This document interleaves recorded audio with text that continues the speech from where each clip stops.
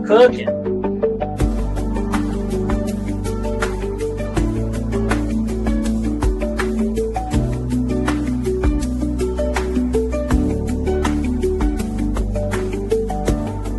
God damn it.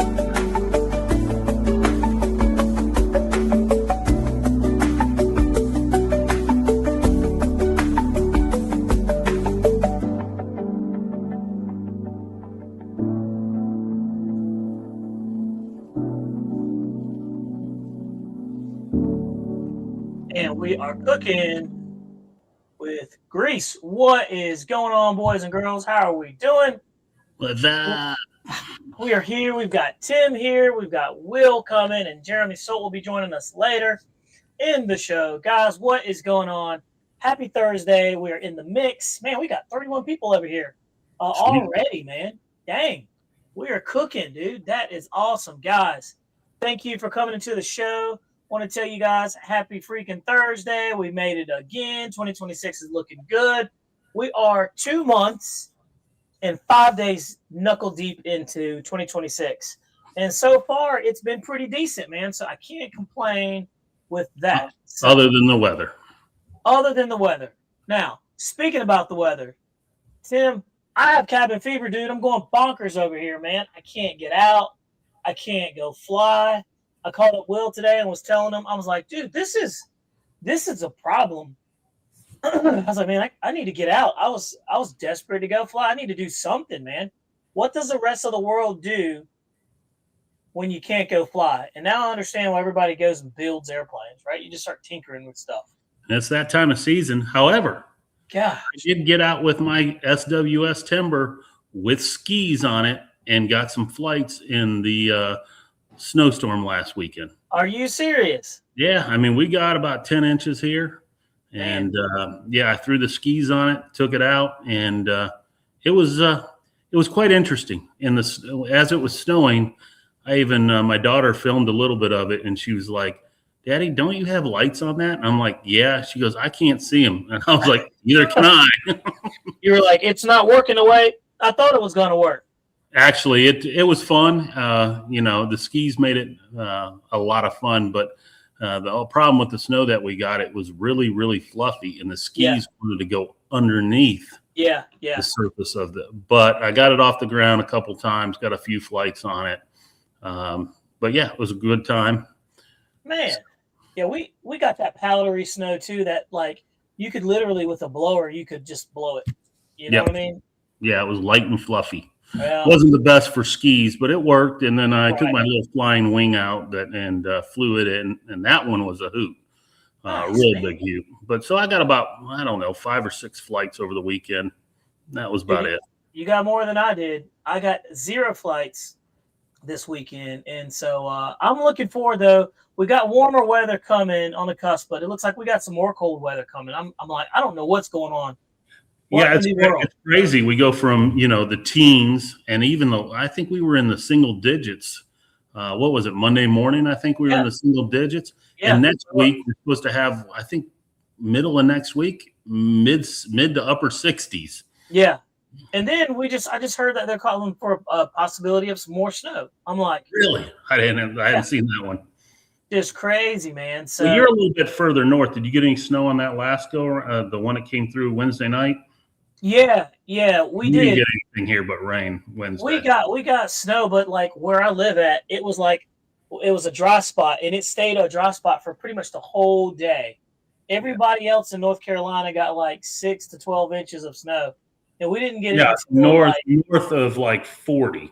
Right. Maybe Right. north of 40. We're south of 40, so we got nothing but rain. Yeah.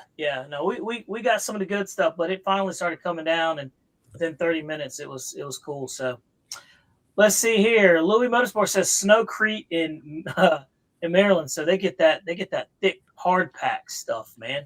Mm-hmm. Yeah, I don't know about that. I tell you, I'm all snowed out. I'm good. I love snow. I like it, but I think I met my quota on it, and I'm ready for some springtime, dude. I'm ready for them 50, 60s. Well, what do you all end up with total up there? Because we were 10 down here just across the state line. About anywhere from 5 to 6 inches over here. Wow, we got more than you. Yeah. It was weird. We had a dry spot over just like in the middle of the state, like in the middle. It was like that. Wow. We were laughing. We were blaming it on the nuclear plant and everything that we have here. So boom, Mr. Colt Pilot 56, dude. Certainly appreciate that. Sending snowy sunshine, my friend. Cold here in Michigan, dude. Big salute to you. I certainly appreciate that. Yeah, man. That is that's crazy too, because like you guys up in Michigan, man, y'all just do it. Y'all will fly in all kinds of stuff, you know. But Well, I guess they get that lake effect. So when they get hammered, they get hammered. Dude, my in-laws are from Buffalo, and man, they were like, spend some time up there. You won't like snow at all. And I'm like, man, they're like, you got to get off your house, or it'll crush your house.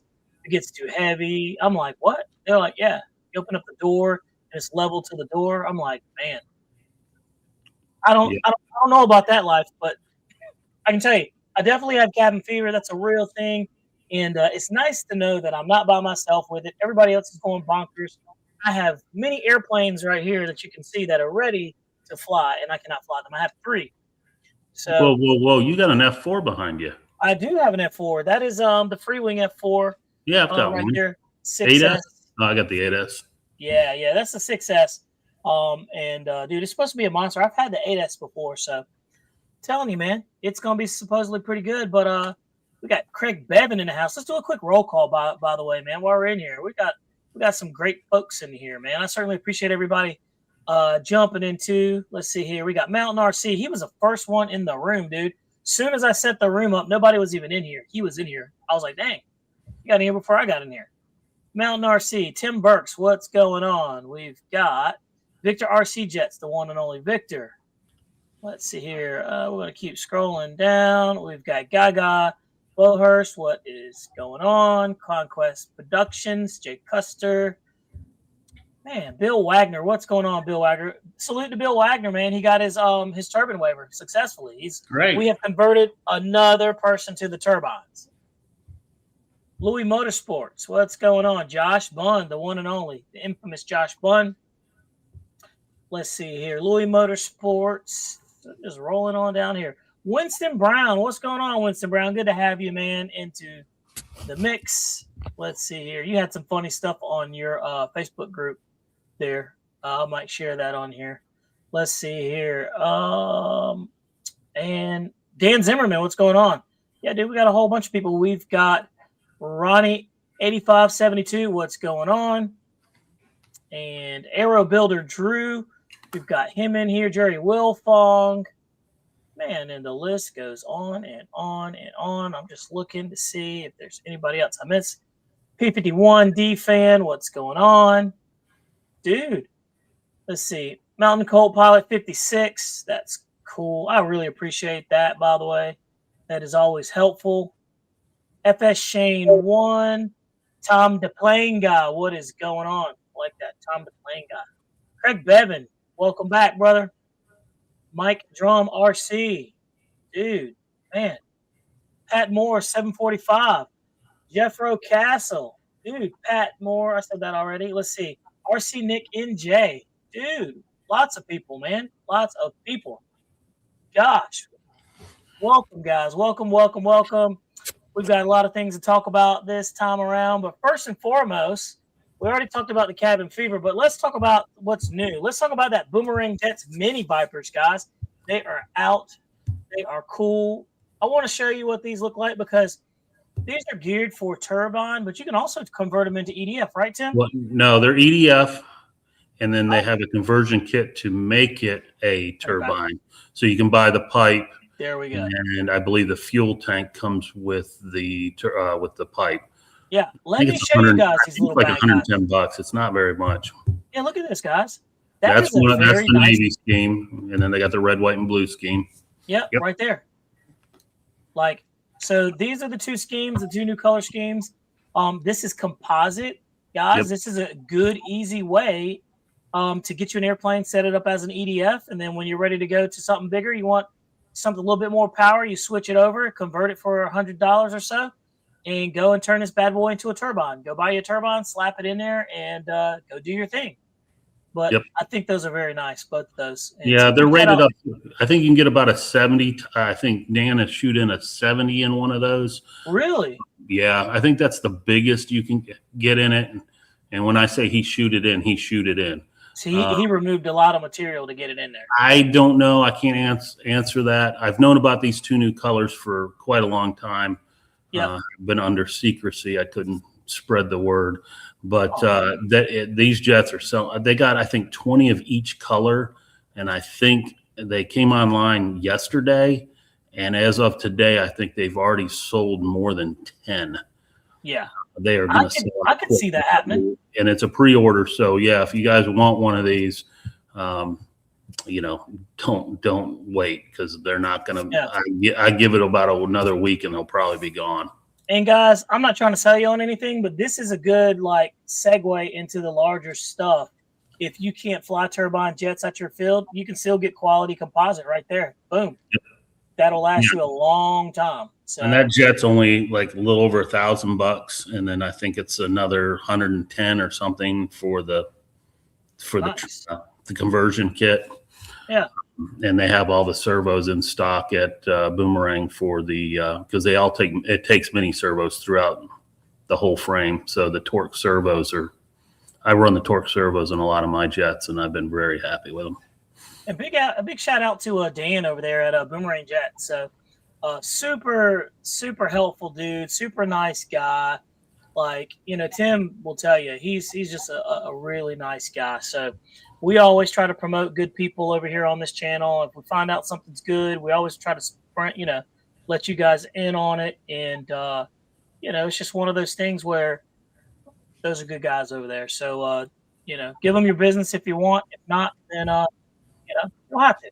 But LW Randall, the whole thing is composite. Wings, fuse, everything. Beautiful bird too. So and I've flown one of the demos, and absolutely, I mean, it's a glorified Viper 90 with a little bit more punch.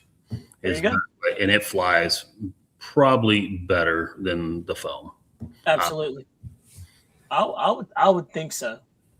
I would hope so.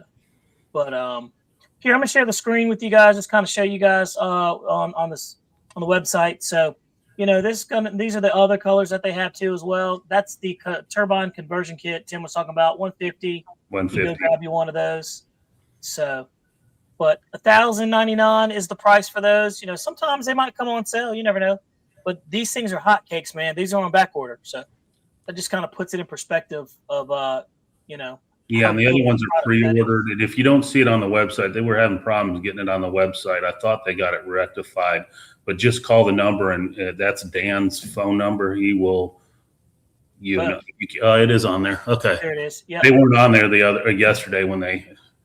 Yeah, I saw somebody asking about it. So. Yep. So long story short, those are pre-ordered. I think the other two are back ordered. But you know, if you guys want one and got any questions, just call the number. Dan will be the one you get. And if you just leave a message, he's really prompt on calling people back. That's awesome. Dude, there you have it, guys. So the Boomerang Jets mini Vipers are in. That's always cool.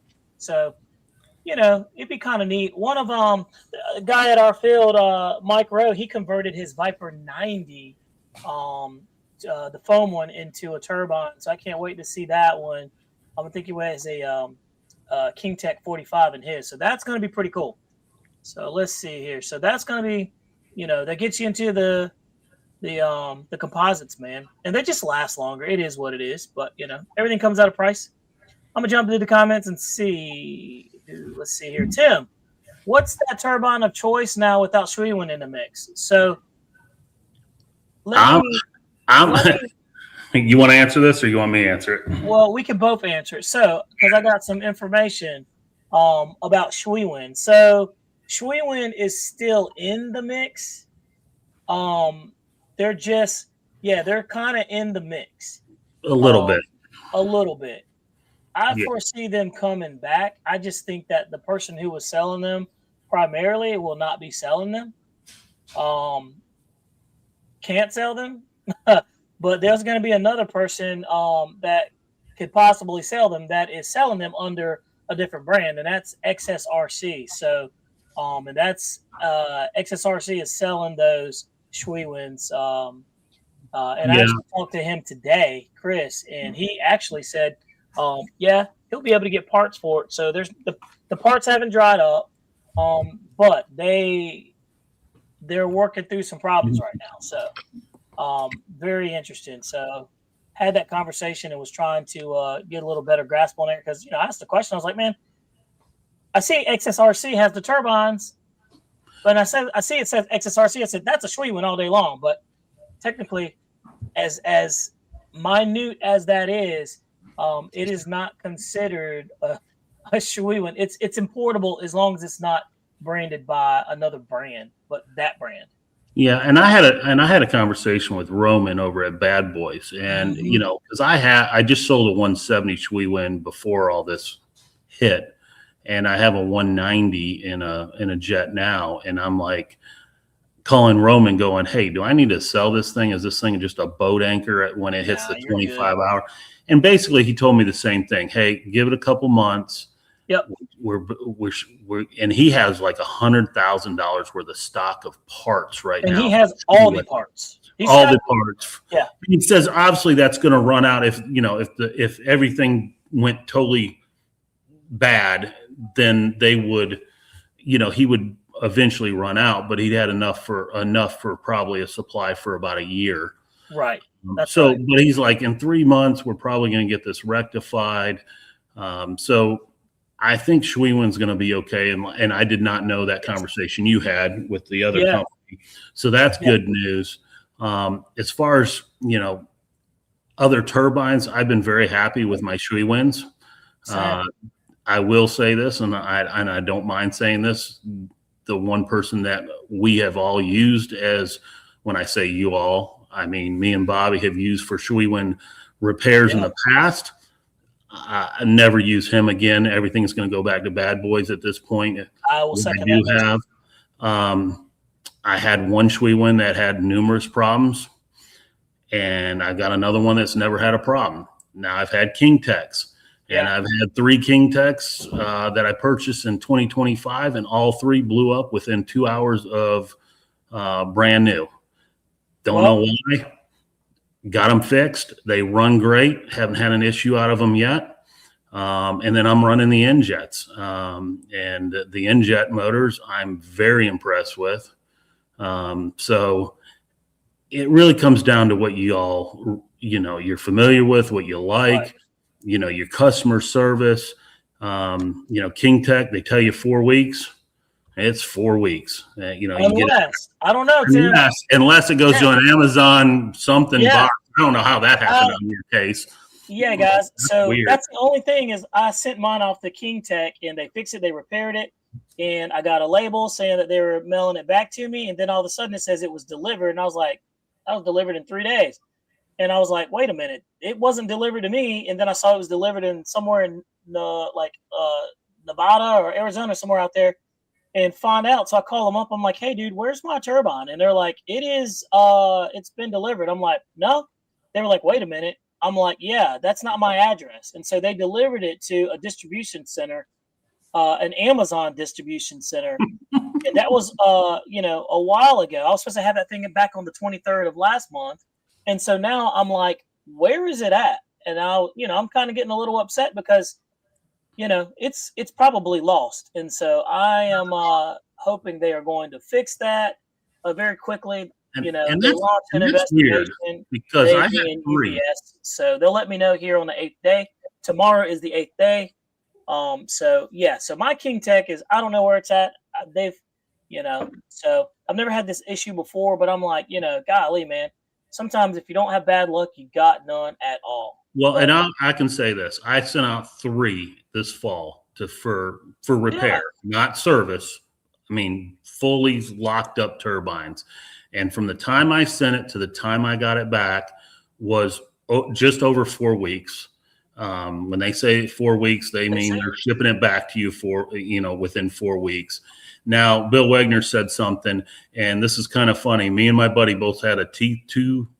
Well, each of us had a 235. I sent mine in the same day he sent his in. Wow. He got no information on his, and I got tracking numbers back. You don't get any information, Bill. They don't send you anything. All of a They sudden, sent me. I got you'll get information. I didn't. I didn't get it on any of them, and neither did he. Now I got a confirmation that it was sent and got a tracking number and said, "Hey, it should be here by such and such date." And my buddy was pissed. He's like, "Dude, mine's not. I haven't gotten nothing." I said, "Oh, I'll probably be another day. They'll send it to you." He never got a notification whatsoever. His and mine both showed up the same day, and he never got a tracking number. Never got notification it was on its way back. So, who knows what King Tech does? That's the reason why I like Bad Boys, and I like the stuff that stays in the U.S. Same. Most of the stuff you send it to California, but it goes to Taiwan. Yes. And all of a sudden you'll get a bill for a tariff. I got mine it was weird. The first two motors came back DHL, and they would not even process it to ship until I paid the tariffs. FedEx, the last one, it shows up and there's no tariff. And like 3 or 4 days later, I get an email saying you owe, $20 some. Yeah. Just weird. But the NJets, just to go on a little further, the NJets are going to be servicing the U.S. So they're going to be serviced here. They got to go to California. It's on the West Coast. So you West Coast boys will get faster turnaround. But that's another thing that I like about NJet and Schweiwind. At least their services are done in the U.S. Yeah.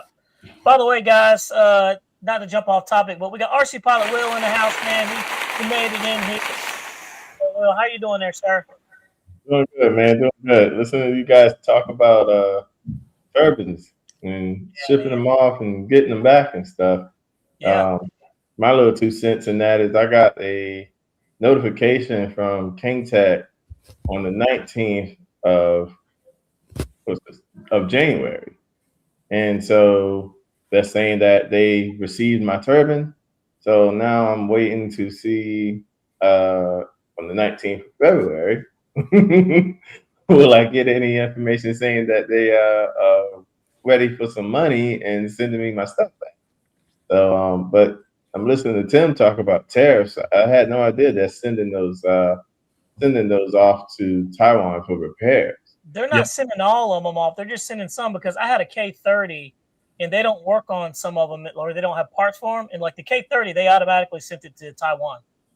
And that's what they were saying when I talked to them. So some of them they work on, I think like the 80s they work on here, but anything bigger or newer, I think they're going overseas. But they must be, because my 102 went back, my 130 and my 235 all went to Taiwan. What were those, G4s or G5s? Mine were all G4s. Yeah. Yeah, I got G4. It's a King Tech 70 G4. G4 pluses there is a difference there. So. Oh yeah. I do have a G4 plus. Man, well, so guys, that kind of gives you a little insight when you get into the turbine game. These are things that you want to think about. So, but because at 25 hours you got to send it in for service. So that's right. Whether you have a problem or don't have a problem, 25 hours you're sending it somewhere. So something to think about. That's right. Always something to think about. And it's, it's not a bad thing, but let's jump into some of the questions right here. I ordered an X-Fly F-18 and I got an email the other day and it said customs kept it. I don't know what that means. So must not have gotten it from Banana That House. might be a Jeremy question and he's in here. Yeah, must not have gotten it from Banana House. Yeah, He must have something like that. Yeah. Yeah, if it's coming from overseas, I don't know. Yeah, that's why I was actually talking with Bill Wagner about that today. He ended up having to pay a tariff on a plane that he bought. Him and his buddy bought the same plane, but his had to come from overseas, and he had to pay a tariff on his. And I was like, "What in the world?" He said that this tracking information showed that it was being held, and he had to pay the tariff.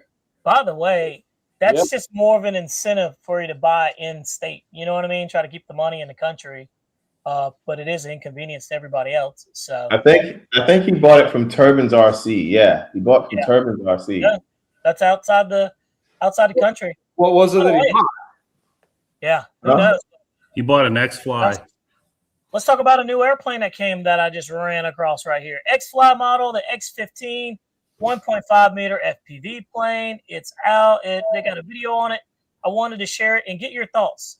Now, let's think about some of these colors. Me and Jeremy already talked about it and gave our input on these colors, but I want you guys to take a look, see what you think, and just watch the video and let us know. Here we go.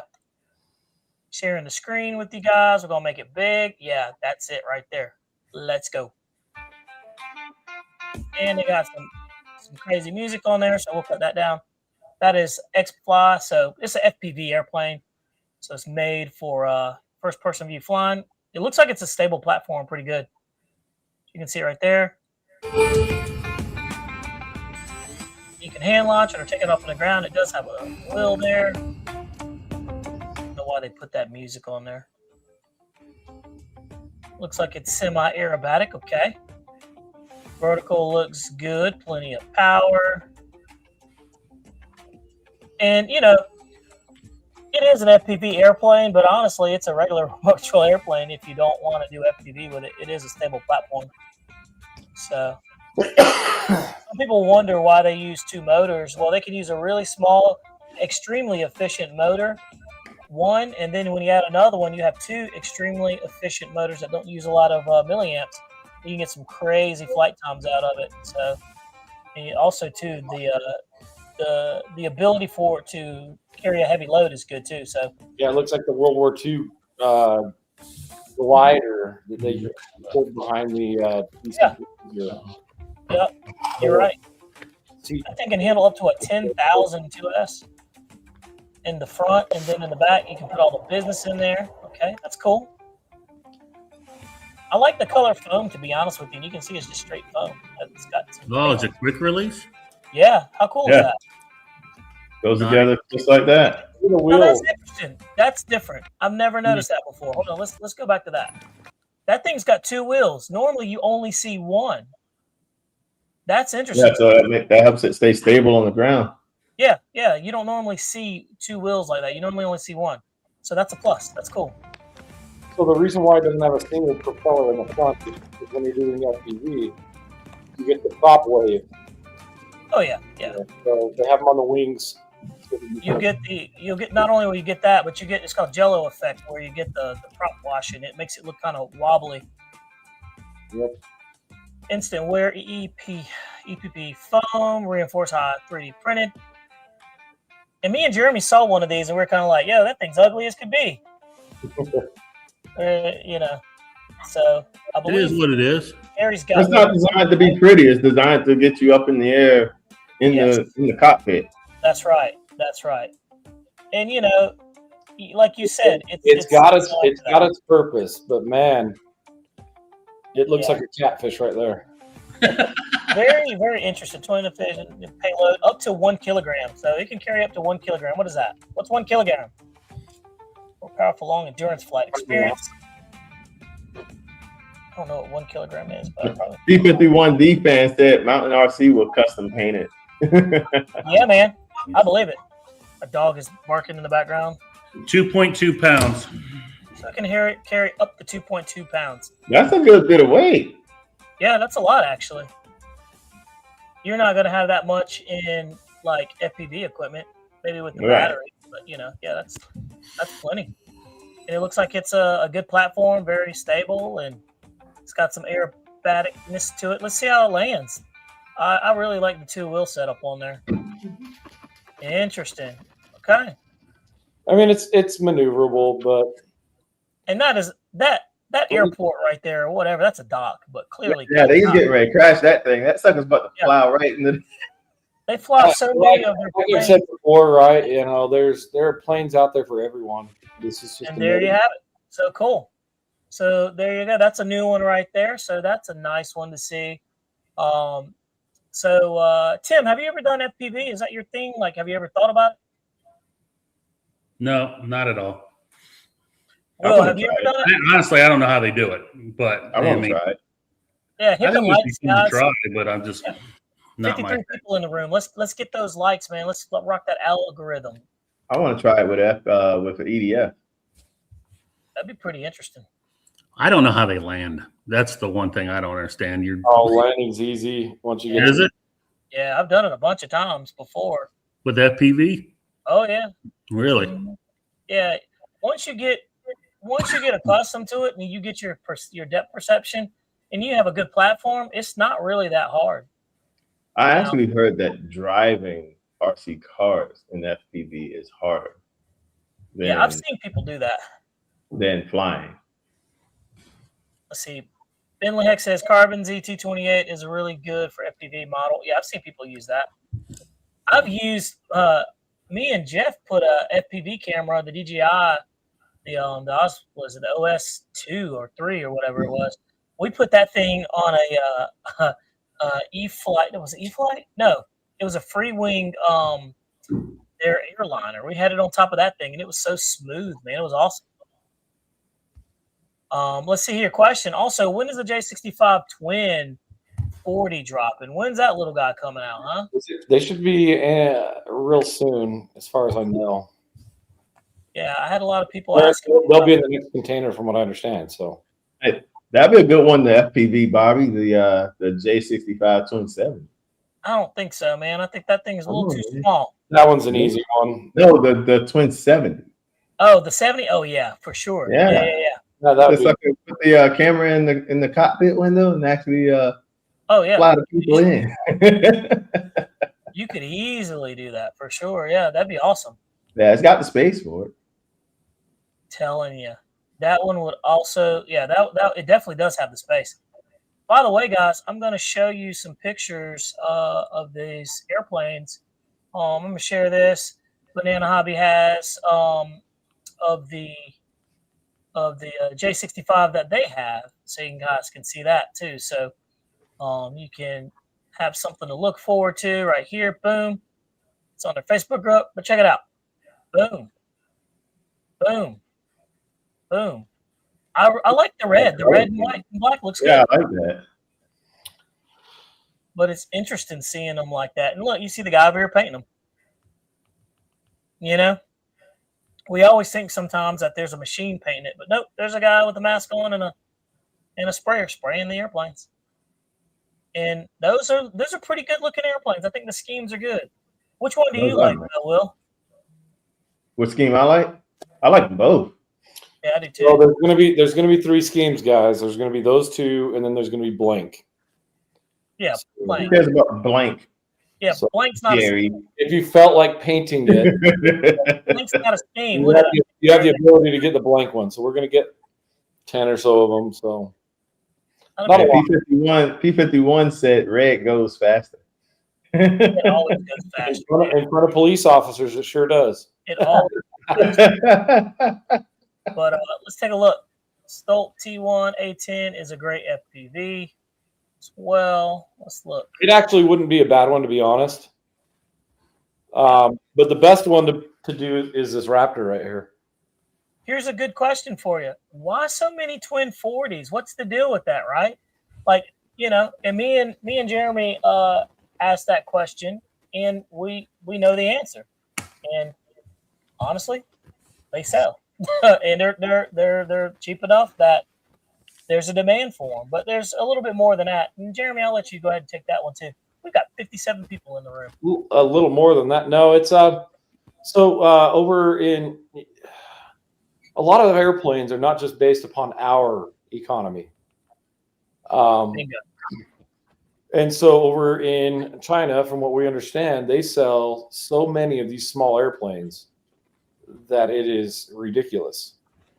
And so as far as large airplanes, they don't sell very well over there. And so when they're making them over there, they got to keep their hobbyists, happy too. So you see a lot of the smaller planes being made because that's what they over there want. But we have our influence of some, and so that's where you get the big planes from, is from our influence. So, Well, it's the American way to go big, Jeremy. So we want big, we want bigger, and keep going bigger. We like V8. there's really big coming. All right, so Yes. just be patient, guys. Yeah, Will said he wants big. He wants bigger. So, Yeah. Like a really big Nighthawk would be pretty cool. oh, dude, that would be cool. That'd be pretty neat. That'd be cool. Now, was that a hint, or was Oh, that? come on, Don Henry. Yeah, or what? No, just his comment. Let's see here. There's stuff. Go big or go home. Let's see. Charles McDaniel says, "Is the Twin 40 on pre-order? It took my information for shipping and showed me what the cost would be, but it never let me add it to the cart." Email to sales@bananahobby.com to find that out. I don't have any of that information. Yeah. Twin 40 F-22s, 40 F-18s, F-15s. Absolutely on singles, 64 millimeters for power. Louis Motorsports, if you like the Raptor, the F-18, and the 15, you really need to try that SU-57 and this Tomcat back here. Yeah.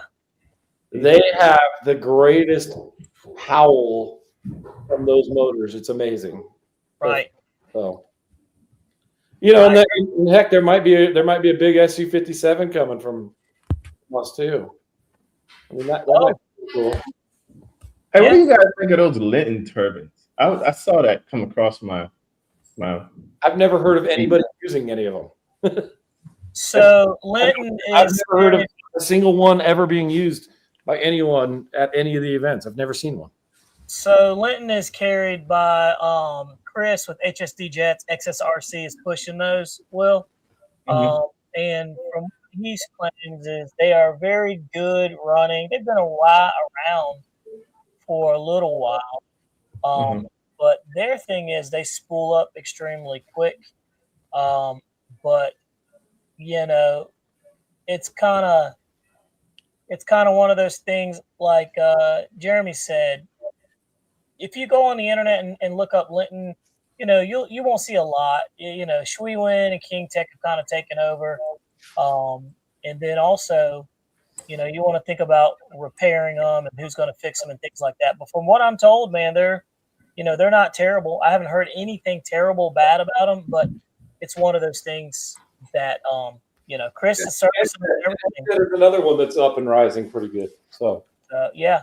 But NJet is doing really well. So, and look, here you got it right here from William Lane. He says, I have the Linton T40 T95, and you saw it in my F86 fly at JOK.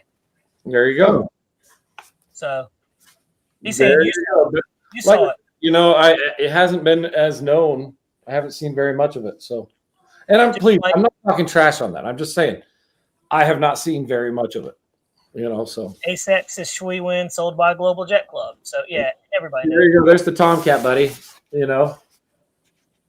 Awesome. Make sure you set it up on the Taylor on setup so you have individual, setup on there. No, that man just manually moved the servo. He just made my skin crawl. Hey, right back. I'm gonna go take this phone call real quick. I gotta do that for you, Will. I'll let you guys handle that. I'm generating energy is what I'm doing. Oh man, Bobby left us with the show by ourselves. We're gonna run this into the dirt. Let's talk crap about Bobby while he's not here. Yeah. Man. I am gonna get some food. Food break. Food on the show. Right. So I've actually got I got pretty high hopes for getting this turbine back soon, man. Like, I'm hoping you got the itch. Well, if it's a King Tech, it's seriously you'll have it within 5 weeks. Yeah, I just hope it's not in China and they want me to pay tariff. Right? More than likely, it is. I would hope there's going to be a big 57 coming out. Who? I would hope that there's a bigger SU-57. Wants a. Dude, a big SU-57? That would be. If we do an SU-57, it's going to be a twin 70 mil setup with a single battery. Oh, I don't. If I need to dual battery it, I'll dual battery it. But let me show you something cool that we're going to show. I did a modification to one of my jets. Let's see it. Oh man, I thought you made it veto. Doesn't that look awesome? No, I No, don't. that's actually pretty cool, man. I like that. So that's an F-35 tail scheme. Pretty freaking awesome. Oh crap! Hey, everybody, quiet. Bobby's back. Bobby's back. I was already listening. You weren't saying nothing. You were already talking about that paint job on that thing. We were trying to be nice, Bobby. Yeah, you guys be nice. Y'all were talking Don't nice. worry, Bobby. While you were gone, we got like 60 more viewers to pop in, and now that I you're was back, wondering why they're all everybody gone. left. Now it makes sense. Hey, Bobby, you got those photos? You can show those up close. Which I thought I couldn't share them. Not these ones of this. Yeah, Oh, no, I Bobby. don't have those photos. I just sent them to you after. Share those photos that Jeremy be sending you. That Is that the ones that you just sent me? Yes, I sent you 3 of them. yeah, share those photos Is that that the Jeremy ones sent that you you just did? that Tim doesn't know about. I'm gonna hit likes on them. Oh Man. man.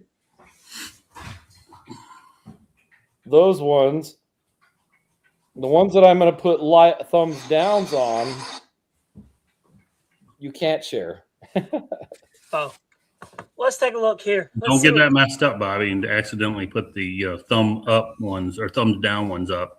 Right? I know. yeah. Good grief. V3 hands down and twice on Sunday. Let's see. I have 2 V3s. My buddy has the E-Flight. No comparison in quality. That's true. Hey man, Bill Wagner has been going in since he got his waiver, man. He's he's been going turpin crazy since he got that waiver. Let's Man, see. he's doing That's his what thing. everybody should do when you do that. Yeah. Who said, did you see the new UMX GB? I thought that one was already out. No, they released it today. I saw. Wait, I saw what? there was another Wait, but I huh? thought it was- They I made thought a it was the same UMX GB. So the first one that they made wasn't a UMX? thing. No, that's Geez, that thing was pretty small. I thought it was a Didn't you UMX. see the one that Brent Hike put a freaking gas motor in it? Yeah. Epic. I mean, Yeah, but it was already tiny as it was. That's why I was like, the man can probably put a rocket in that thing if he wants to. yeah, I didn't He see the would. point of that. If it had a long enough flight time, he would absolutely do that. Yeah, you know what I mean? I didn't see the Hey, point. nothing stops him from putting something in anything. So it doesn't matter the size. He probably I just- sits in a lawn chair on his porch and goes, "What am I going to change today?" Here you go, right here. You can see this is the 1 meter. So Ain't no way. That's a UMX. this is the 1 meter one. Oh, that's the 1 meter. Yeah, and then we'll go to the UMX one and take a look at that one. And there you go. You got the UMX GB R2. You know, People loved That it was- so much they had to make a UMX. yeah, that's for pre-order, and that's a 510 millimeter bind and fly, $169. I don't know, man. I just feel like Ain't no way. Let's take a look at this little UMX and see what we think. Here we go. $169 UMX.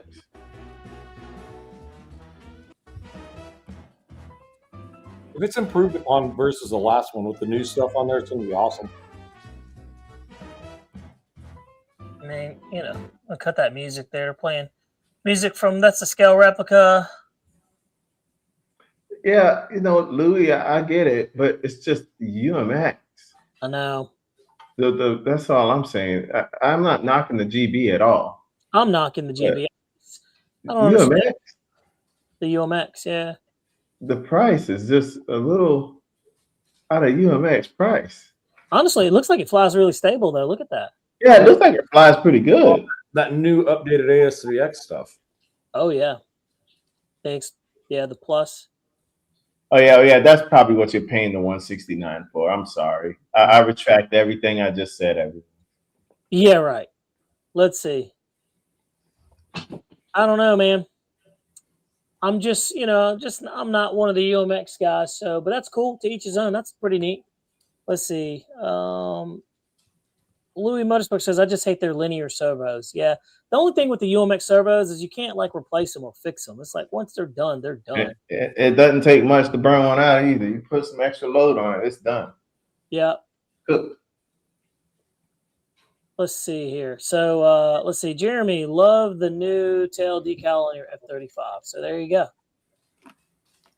Let's see. Mike Drum RC says, I'm not a fan of the GB for some reason. Me neither. It's just the way it looks. But it looks like it flies great, surprisingly. I mean, this is like the first rendition that I've seen of GBs that actually flies really nice. So, but that's a good thing. So we shall see. So the news on the K8, the 80 millimeter EDF from Fly Fans.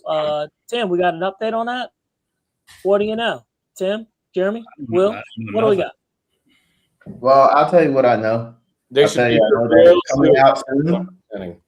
So y'all just stick around, and Jeremy will tell us exactly when to push the button. Jeremy, they should be here really soon. So really soon. Cool. By the way, I don't have an exact date, but I heard within a few weeks. Well, hold on. He said really soon. He said that 3 times. So really soon means like sometime like between now and the end of next week. Sure.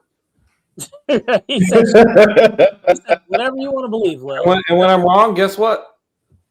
Yeah. It's always next week. Yeah. That's right. I was always one more week. Let's see. Pearl Jam 26. We will let you know when it's on the website, right? So Pearl Jam 26 says, Bobby, ask Tim when he is buying the F-14 XXL. Ooh. The turbine. Well, since I knew who that is, and he has different names for everything he goes on, his Facebook page. Mm-hmm. I know this guy. He comes to my field all the time, or flies at our field, I should say, not my field. And just for you, I already bought it. Well, there you go. Hey. Yep. Big Daddy. Can't mess with money, boys and girls. That's what tell him, Big Daddy. you call got that gun off your shoulder. Did you guys see the video of that wing coming off of one? No. Look at this guy. Where it comes from, what it does. Why is it doing what it's doing? Get it out of my face. Talking about buttered sausage. Find that video, Bobby. Jeez. Oh, man. Which video? Of one of those XXL Tomcats and the wing separating. I've never seen that one before. Oh, besides, I don't want to cry on Tim's parade. That's exactly, man. Don't do that. That's what I'm saying. I did not buy it. There was an inside joke on a text today. Tim That's the only reason but come on, man. See, now he made me look like an idiot live on. Yeah, and you were making it rain too, like this. Look, everybody saw you do this, so we know what you do, Will. We know what you do. We know what you participate in. You make me look like an idiot. Yeah. Well, maybe you already look like one. That's what you're supposed to say. Hey. You know what? Next time I'll drop the camera when I'm recording. How about that? That's absolutely right before the crash. That's terrible. Hey, just remember, you drop that camera, you're gonna be laying right beside it. All right. Hey, Jeremy, pretty quick. I want another price. When he goes to post that video, he said, "I'm gonna be laying beside," but you see him laying down in front of the camera. I didn't say I was gonna do it. I just said you would be laying beside it. Hey, people fall all the time. Jeremy, what is going to be the price range for the K8? Is there any talk on it or no? I don't know yet. I'm looking to see it on the website. Let's see here. It's not violent. I refuse to call Tim Big Daddy. Okay, Charlie, Leroy Jenkins, whatever you want to go by, Pearl Jam 26. Leroy Jenkins. Hey, he gonna have to call you Big Daddy when you pull up with that F-14 though. John Henry says they'll call him Uncle Will at the club. They call him Uncle Will at the club. No, the new thing is calling him Unk. Yeah, you're Unk status. We're all old now. Let's see. Come on, guys. It's not violence, Louis. It's not violence. It's just it's brotherly love. Violence isn't the way; it's a way. It's a way. It's the way. It's a way. A way of communicating.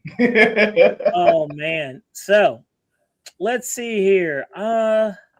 So we talked about the new airplane rumor was the SU-57 from Freewing possibly coming out, but if you listen very closely, what Jeremy just said, Jeremy said something, and I picked it up. I don't know if anybody else picked it up, but I picked it up. Oh, I heard it. I didn't say anything on it. I heard it. I picked it up. I picked up what Jeremy said. I just didn't say anything. I'm not gonna go back to it, but I heard what Jeremy said. I'm not going to confirm nor deny. So, guys, if you want to understand what I'm talking about, go back in the video when this is done and listen to what Jeremy said, and you might get a purple unicorn out of that. How about that? Maybe. Or you can go back right now while we're still alive and we'll talk about you while you're not listening to it. You can. Sure can't. No, it's done. Nope, it's done. Said it once, it's out. That's it. Thank you. That's it. So, let me take a look at. Let's see here. All right, let's talk about telemetry. Will, you're a telemetry guy. Tim, do you use telemetry on your radio? Not much. I have RPMs on my gas motor Warbirds, and that's about all the telemetry I use.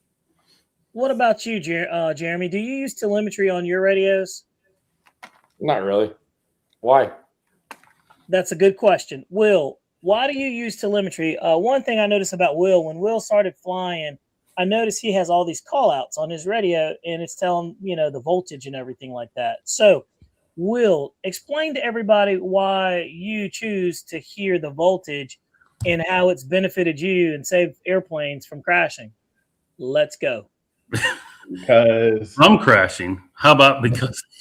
I mean, okay.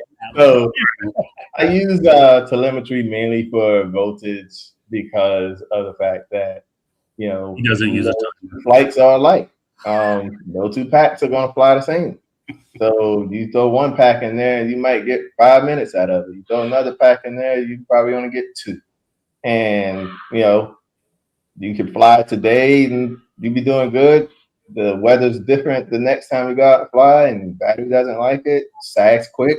You just need to know what that stuff is, because sometimes you can set up 3 minutes, and you're not going to make it 3 minutes if you're hauling and booking. You're just thinking, oh, I got a 3-minute timer, and I'm booking around for 1.5 minutes, 2 minutes, and then you go and fly for that 3 minutes, and it tells you, okay, your timer expired. Oh, okay, I'm coming to land, but you what in the world is going on over here? I hear you over there. Dan Zimmerman, that is perfect. Real telemetry is terrain. Hey, believe it or not, I had that set up on my MiG 29, where if I came in too low with the wheels up, it would say terrain. Whenever it recognized I can't remember how I did it. I wanted to copy it to put it on something else. But anyway, back to what I was saying. So yeah, that 3 minutes is not always something that you can count on, especially if you're pushing the plane hard. Because I've had instances where Bobby even saw it, where I'm pushing the plane hard and the timer is nowhere near out, but my voltage is calling out saying that my battery's low. So I have to bring it in before it gets too low and I find myself in a bad spot.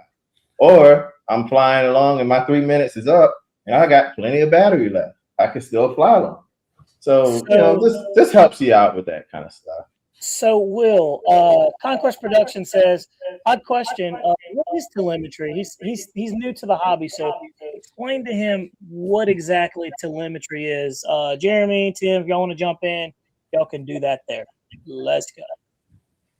So, telemetry is basically just the information that you can pull from the receiver, which tells you stuff like, the airspeed, if you have all of that set up, tells you the altimeter, the altitude, tells you the, the rate of climb, rate of descent. There's a lot of different stuff in the spectrums that you can do, in the spectrum receivers you can do. I don't know about any of the other radios, but I do know with spectrum radios, you can do a lot of different things with it. Voltage telemetry. You can, if you're doing something that's gas powered, you can even monitor how much fuel is actually being used. A lot of different stuff. It's like an endless list Another Right. thing I like to set up that's very important, and I will say this to you guys.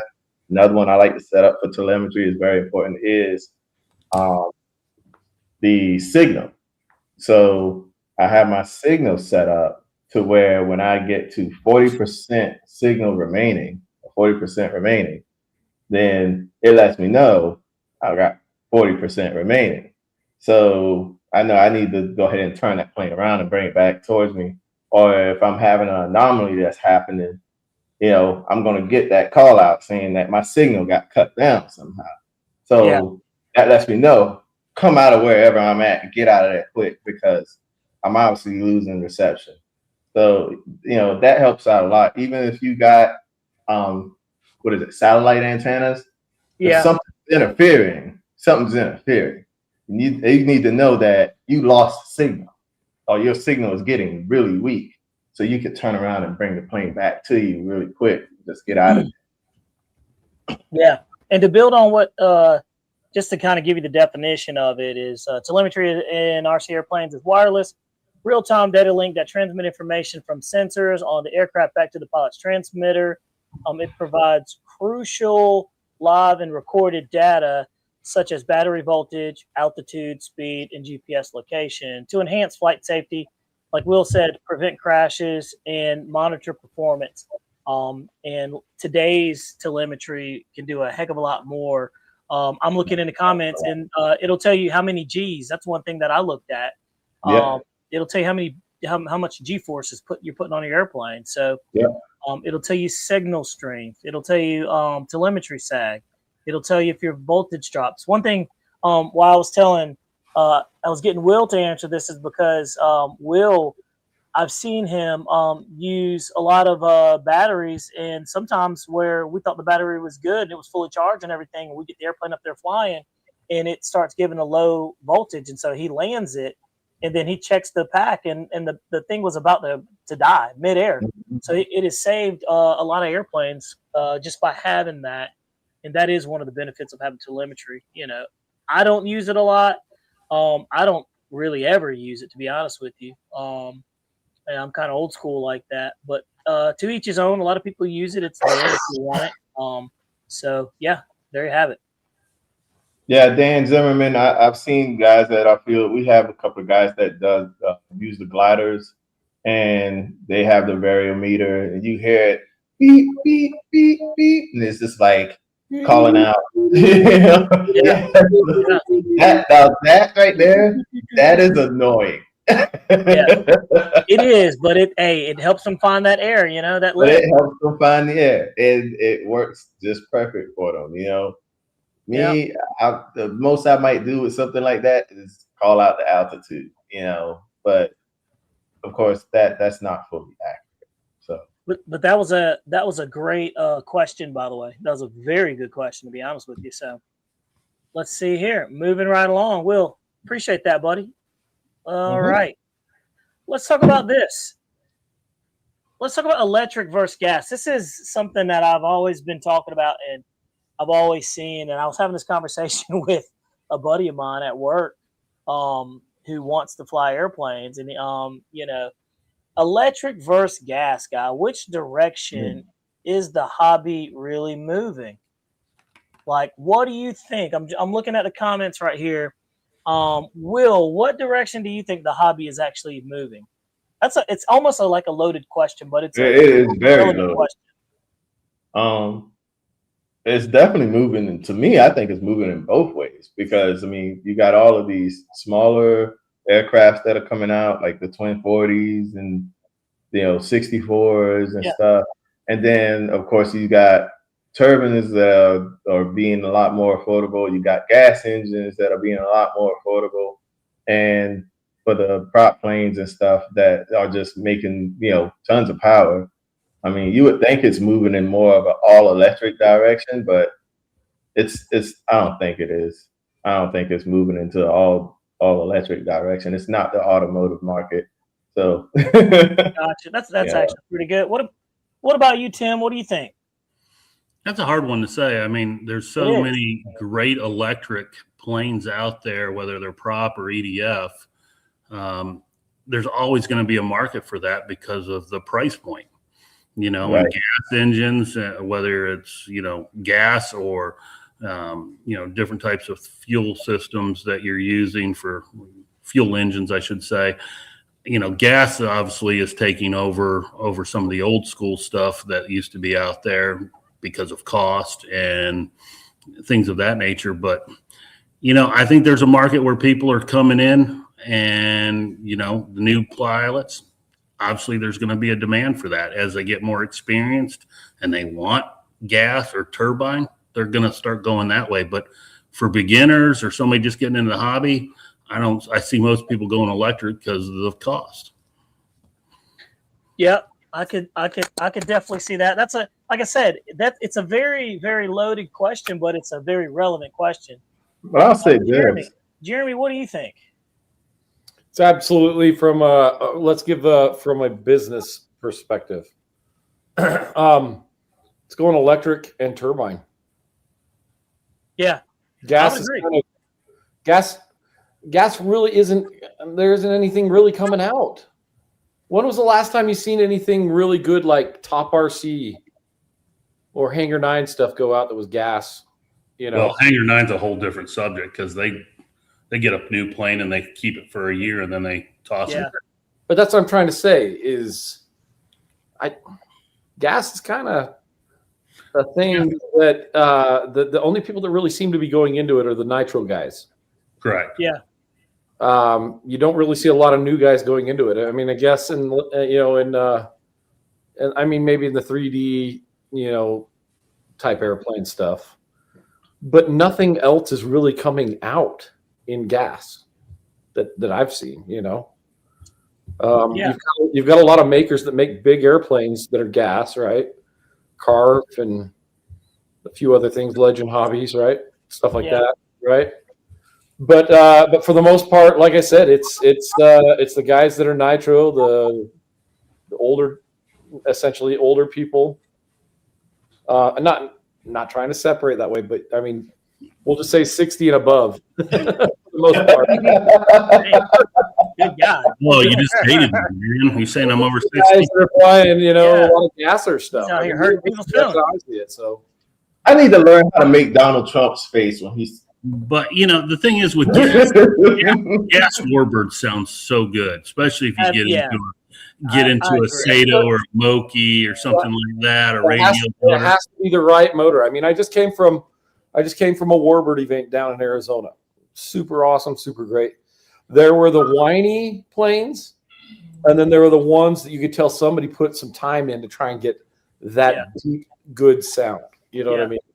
Well, I think it's like this. I think it's there may not be any new gas planes out there, but someone will, you know, want to go into gas planes. And, you know, they're still making the stuff. You know, I mean, there's still stuff being made. I mean, it's just like, I don't know, something like the FMS Rafale, which is probably one of the, and the F-14 Tomcat. Some of the oldest EDFs that's out there, they're still making them, and people are still buying them because they want to get into it, you know? So gas is still something people want to get into. Just because we've already, you know, some of us has already passed it, you know, doesn't mean that it's not something out there still for somebody to get into. And I don't think it's all.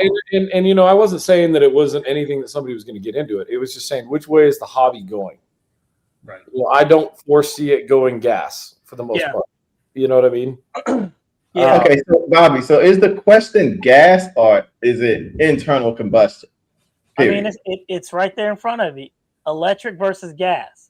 What direction is the hobby really moving? I mean, when you say gas, that's a combustion engine. So you could be talking about nitromethane. I would say an electric is that's what I'm thinking. Like, so we're thinking gasoline and nitromethane to me are one and the same. You know, that would be the same. Yeah, but there's not a lot of people getting into nitro. And I love nitro. I still have nitros in there, but nitro is great in its time. But I think that most nitro guys are going into electric. Well, the thing is with the nitro engines, there's no point in buying a nitro engine when the fuel is like $30 a gallon. Yeah, you can go and get a gallon of gas for $3. Yeah, exactly. You go get Nitro at my field are the old guys, the pay less really old guys. Yeah, and They've had that nitro fuel in their basement for 50 years. so yeah, it's not and they've even had the green plane for anymore. the same amount of time. It's brown. Yeah. Yeah. And this is the thing. It's like, and I have nitro engines in there and I love them. But, you know, I find myself flying the electric stuff so much more because it's just easier. It's You know, I have, it's more of a nuisance to It have is. to pull all that out. it is. It's a mess. You really have to clean it after. Now, I'll say with the turbines are as easy as it gets. It starts, it runs itself, you know, it idles itself, you know, minimum, you know, maintenance, you know, it's either going to run or it's not. It's the upfront cost getting into it. That's Exactly. And that's So, it. so then this is the thing when it comes to the prop planes. So we're looking at prop planes being more moving towards electric, more so than gas. And when we're talking about jets, we're looking at probably more so towards the turbines versus the electric. No, I would say EDF because it's EDF? more affordable. more affordable. Oh, more affordable, but I mean, there's a lot of turbine jets being made. I mean, look at that hobby, for instance. There's a lot of them being a lot of turbine jets out there. Yeah, but that's my thought is like I said, I would say it's more electric and turbine versus anything gas. Sorry, Gas doesn't seem like it's being sold quick. But again, that's just a view from my side. So I would say from what I see, like out at the field, right, per se, right, I see maybe one gasser to 100 other electric airplanes. Mm. You know what I mean? Yeah, no, I agree. And it's Now- the total opposite at our field. There's more gas planes and turbines than there are electric, believe it or not. Yeah. And if you go to Not a a field bunch that's of electric predominantly a 3D flying field, it's all gas. Oh yeah, 3D flying fields are all gas. Well, it could be, you know, because you got fields where they have a lot of tall grass, so a lot of the electric stuff just doesn't work there. Yeah. You know what I mean? There's so many variables and factors on there, but like I wouldn't say that. I'm pretty sure you could get somewhere with some tall grass and take a timber SWS off on that sucker with no problem. I mean, Yeah, but that thing's got some pretty good power. You compare it to an EDF that has small wheels on grass. No, but he was talking about like the planes that are flying off of tall grass being gas.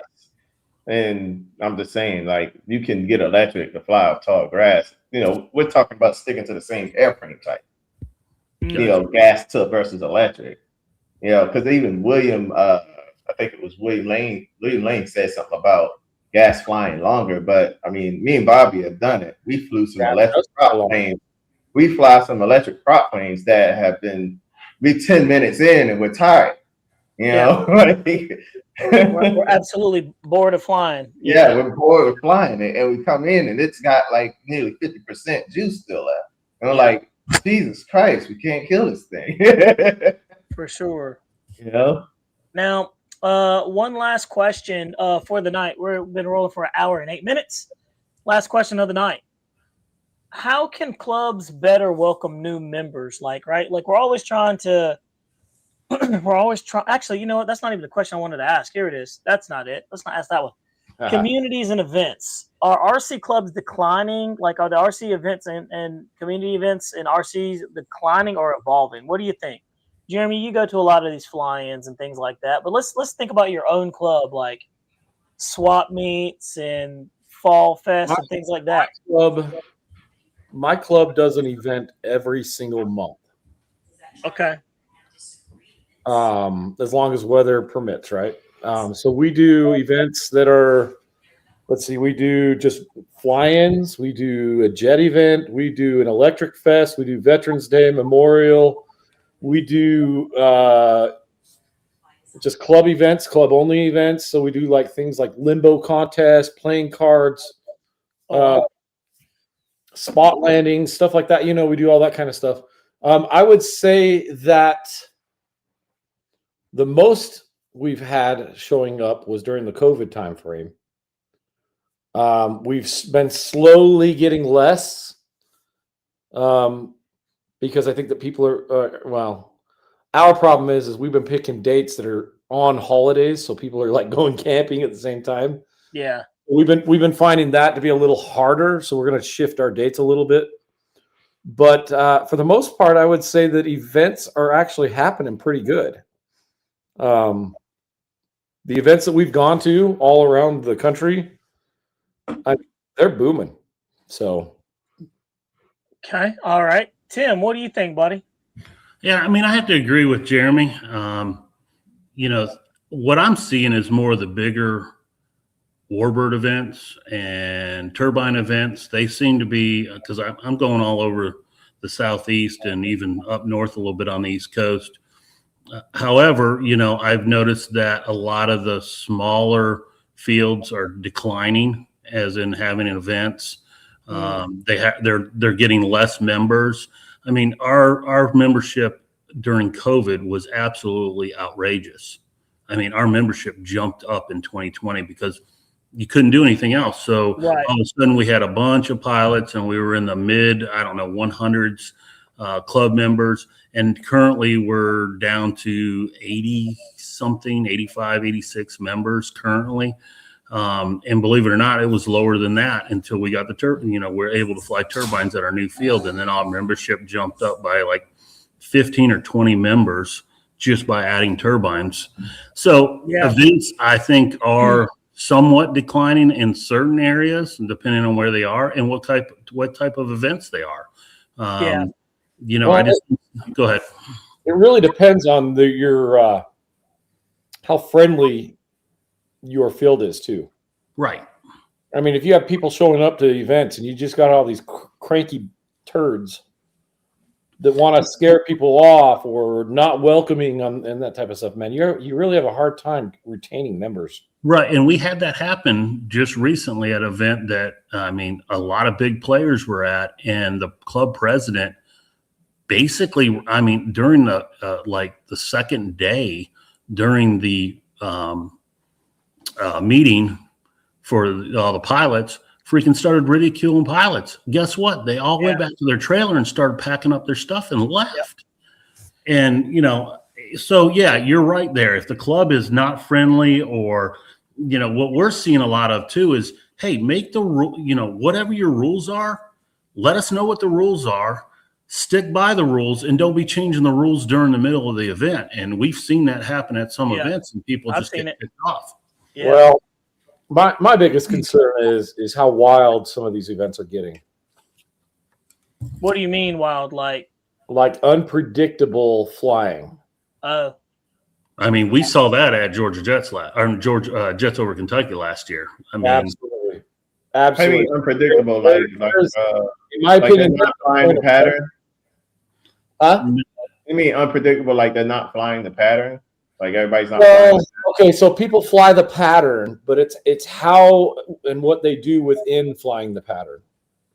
So when you get certain airplanes up there, like we'll just say that scale airplanes, warbird, stuff like that, right? So generally an airplane is predictable when they're that type of an airplane. Now you get into like the scale jets, right?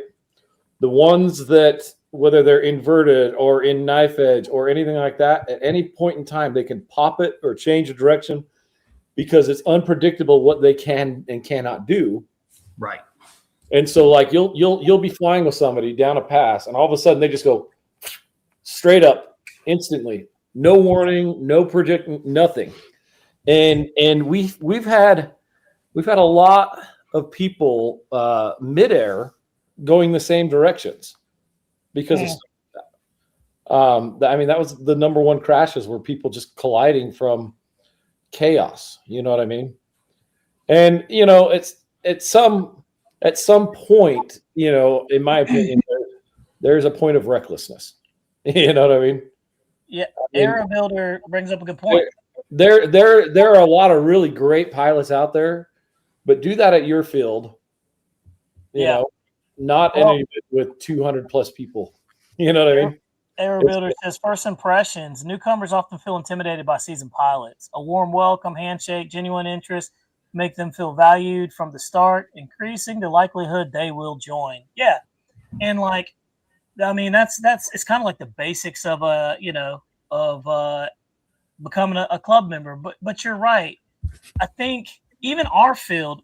I was just having this conversation with our treasurer, and I told Will, I was like, our field went from 40 flyers to now we're going to go well over 60 to 70 flyers, and it's just been within about 2 years since we actually took it over from like a private field to a public field, right? Like where anybody can really join. We have covenants, it's an AMA field and everything like that. But what we ended up doing was we relaxed the things that we could relax, and we do exactly what he just said. Is like we're super friendly at our field. Like we talk to pretty much everybody. As long as you're respectful and you're not rude and disrespectful, anything like that, you're not going to have any problems. I can't think of one person at my field that I do not like at all. Will, can you think of anybody that you don't like? I mean, it's very rare. This is a loaded question. There's that one guy that's out there. Yeah. At our field, ours are actually he drives that Dodge truck. He always got these big turbine jets and stuff in it. Hi, you're talking about me. There you go. Whatever, dude. Whatever. This guy. But no, but our club has been growing. So, Donnie said, "Say it real quiet." Yeah, that's messed up. No, man, but we treat everybody welcome, man, at our field. And, it's just kind of one of those things. And yeah, we do treat everybody well.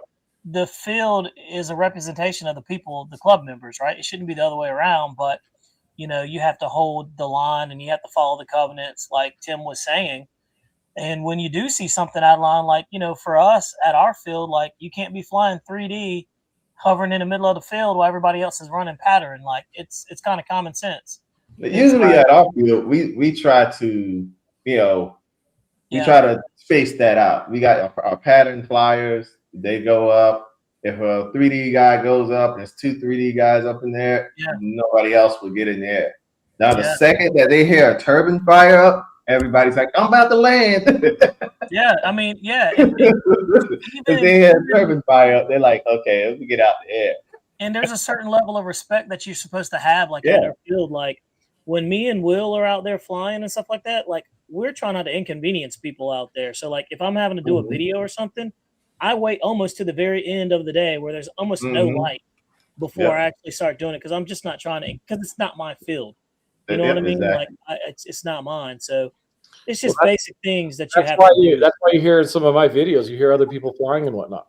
Yeah, because, out of respect to others, I want to get my content, but exactly. Not your field. At the stake of not creating a problem with anybody. Now, Narcy said Bobby walking around with those medium T-shirts and flexing on everybody at the field. Yeah, right.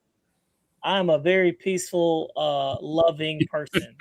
I'm trying Everybody knows I don't wear medium. He's flexing and going, "It's my turn to fly." If you do want to get me a shirt, I wear a large and extra Go large. ahead, Bobby. Do it one time for us. Come on. One time for us, Bobby. It don't even look that big. That's to stop them criminals. Look, it don't even look that big. Look at that.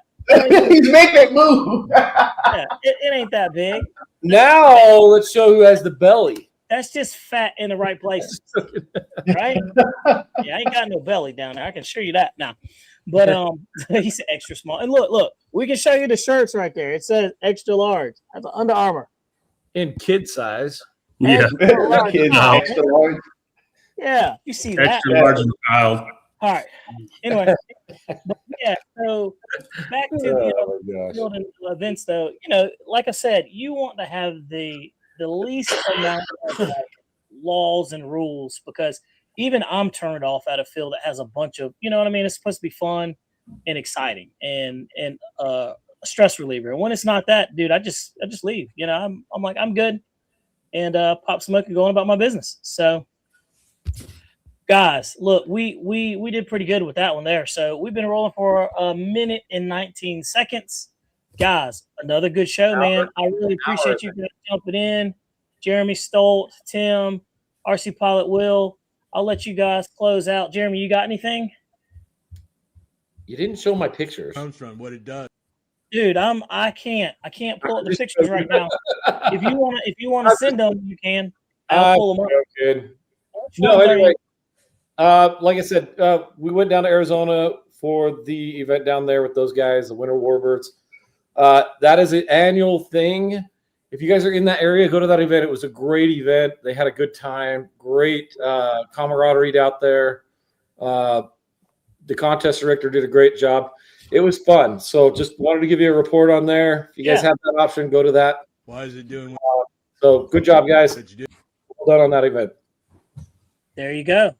Yeah, man. And I heard through the grapevine, Jeremy, you did a phenomenal job down there, by the way. Thanks. Appreciate it. I heard through the grapevine. I'm just saying. Don't want to make the man's head too big, but got to give credit where it's due. Had a good time. We actually, the team won it was the most photogenic aircraft award. And that, I was told was actually a pretty decent award. And the reason why is because there was a lot. I'll wait. No, there was a decent amount of very beautiful aircraft out there, and to take the most photogenic was kind of pretty fun deal. So they gave me flying the prettiest. No, just the best looking, I guess. So Yeah. most photogenic. Ripping out there. Did they give you a picture of it so we can post that? I have a picture of the mug. Oh no! I thought it was like the airplane. Like they took a picture of the airplane. It was the green F-16 you guys always seen back here. The green yeah, that is a beautiful bird, dude. We got plenty of photos on Banana Hobby's page. We posted them on Banana Hobby Community. Man. Stuff like that. So I mean, we flew the heck out of airplanes there. We went through 35 gallons of fuel. 35 gallons of fuel. That's a lot of fuel. Yeah, but if it's a big plane, that could go quickly, though. You know, we can tell you about that. Yeah, for sure. I mean, most airplanes take about a gallon. So if you're in that large scale size, so are you running diesel or kerosene? Or I'm running Jet A. In the wings. Tim, you got anything to say, buddy? No, man. Hope everybody has a great evening and a great weekend. Hope they get out and get some flying. Yeah. That's not going to happen. We might get it next week, but not this weekend. I know. I will be out in the Salt Flats flying Saturday. So if anybody's around and they want to go, you know what? This guy gets more flying time than he deserves. Jeremy, I need you to stop flying so much. You need to come out here to Utah and hang out. Problem is, I come out there to Utah, I might not want to move back. It's a beautiful place, man. Win. Beautiful place. Will, what you got, buddy? Not a lot, man. Just wishing I could fly this weekend. I don't know what's gonna happen, so we'll wait and see what happens, and hopefully I get out there and get some flying done. You're not gonna be around to do any flying tomorrow, aren't you? Nah, man. I'm gonna take a mini vacation. I will be. Yeah. This man's I'll be taking a mini vacation, man. You know. You deserve it. You deserve it. Get some R&R, boys. I get some R&R, but yeah. Look, last show. Glad to be here. Glad to be here on this show with you guys. Of course, I had daddy duties on the last show, last Thursday. So, good to be here with you, Jeremy. Tim's good to see you too, man. You know, so Bobby, always fun when you're up in the mix. So, you know what I mean? Everybody enjoy your weekend. If you're cold in the cold area, stay warm. If you're in the warm area where Jeremy is somehow or another swapped weather with us. Because that's supposed to be our weather that he's getting. But 50, 56, I think, is what it's going to be Saturday for us. Yeah, that's what it's normally supposed to be for us. By the way, let me give you guys a plug while you're in here, guys. We've got 40 people in here. Look, I don't know if y'all know this or not, but Jeremy actually has a YouTube channel. He never says anything about his YouTube channel. And I just found out last week or the week before that he actually had one. Because he's so busy and involved with everything else. Guys, go check out his channel, man. He's got some good stuff on there, some really good video footage. Go out there and like and subscribe to his channel. Jeremy, what's your channel, by the way? It's Solt Productions. So SOLT Productions.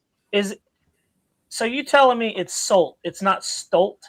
Yeah, you've been saying it wrong the whole You time. I've haven't been saying seen it the long song for, this whole time? you've been saying it for a long time, buddy. Why have you not told me, Jeremy? Production. Because it's been a running joke between All of us.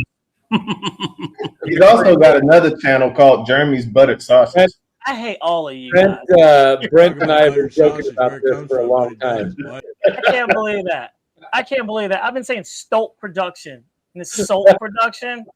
Will, Yep. were you in on this? Will wouldn't be in on that. Not Will. No, I wasn't in on it because I used to call it Stoke Production. I feel Come so- on, comment, Brent. Comment. You know. Oh my God, this is crazy. Well, you know what? I'm glad I know. I will always call you Salt from this point on. Might not say Jeremy Salt, Stoke. but Oh man, no, that man, was- look, that was a year, and how long have this been going? dude, it's been Jeez. over a year for sure. Yeah, this is bad. This is real bad. That's terrible. But you know what? Though I would do the same thing. I wouldn't tell It's somebody else. to do it. it's on the screen right there. I know. Full Productions YouTube. I don't. Yeah, but you know. know, over here in the East, we're dyslexic, so we read Jeez. stuff, backwards. Well, guys, don't forget to check out Salt's channel. You know, he has good quality information on there too as well, and you get to see like a little bit more relaxed side of Jeremy over there, kind of like you see on this side over here. But again, don't forget to like, subscribe to the channel. Certainly appreciate you guys. By the way, I dropped a video today of the decathlon, and yeah, so check that out, the E-Flight Decathlon. If you haven't seen it already, it's a good video. It's doing really good. And by the way, the channel has hit well over 200,000 subscribers, man. That is like crazy. Nice. It's Nice. like well over that. So that's also a nice little waypoint too. Oh, bro. That has been hit. I see what that guy said. I see Yeah. him over there. I'm trying to figure out why this man over here is talking about tube steak. I know. 204,395. So, but guys, we're gonna punch on out here because it's getting crazy. Y'all say Y'all good, getting good delirious. evening, the booby. Y'all are getting delirious. And with that said, we are out of here before it gets crazy. Good night, booby. Boys, have a good one. We'll see you on the flip side. Get out there and fly some airplanes. And Stolt Productions, huh? Not Salt Productions. How about that? Salt, not Stoltz. Solts. The more booby. you know.